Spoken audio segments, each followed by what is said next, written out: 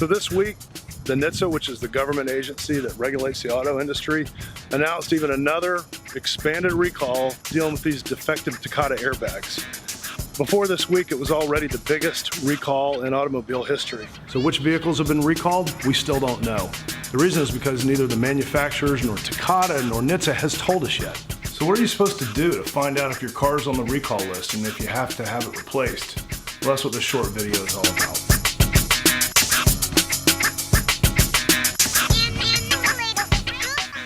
The government has a website, safercar.gov, and that website's supposed to let you put in your VIN number, which is that unique number that the vehicle has on the dashboard. And you're supposed to be able to put it in the website and look up to see if there's an open recall on your vehicle. Well, unfortunately, under this deal that the government cut with Takata, you can't do that.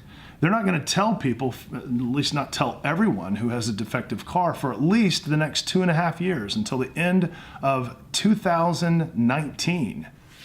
Now, the government says they're not telling people because of this report by a guy named Bloomquist, who basically relied upon a study paid for by the auto industry that says the bags, even though they're defective, aren't actually dangerous for 6 years.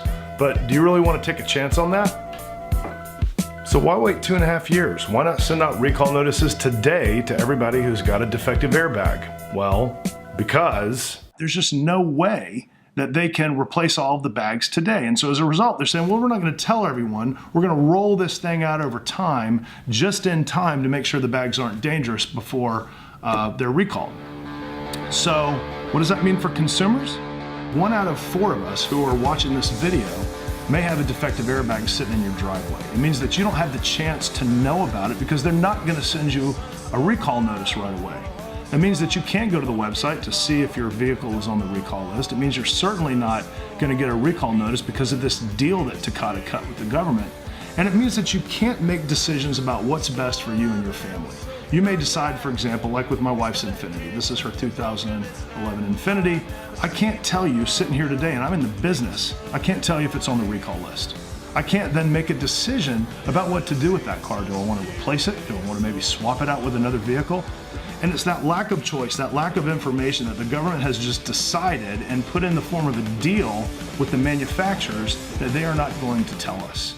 Now, what they said is that they may update the safercar.gov website at some point in the next few weeks, hopefully, so that a consumer can proactively put in the VIN number and find out if their car's on the recall list. And so number one, my first recommendation is that folks check that website in a few weeks to see if that information is there. And if it is, if your car's on the recall list, take it in and have it replaced immediately. Don't mess around. The reason is because if you don't, you can be really seriously injured or even killed from shrapnel that comes from these airbags when they explode under certain situations. Check back here, subscribe to this vlog. Hopefully, stay tuned. We'll keep you posted, and maybe there will be more information during the coming weeks. Thanks.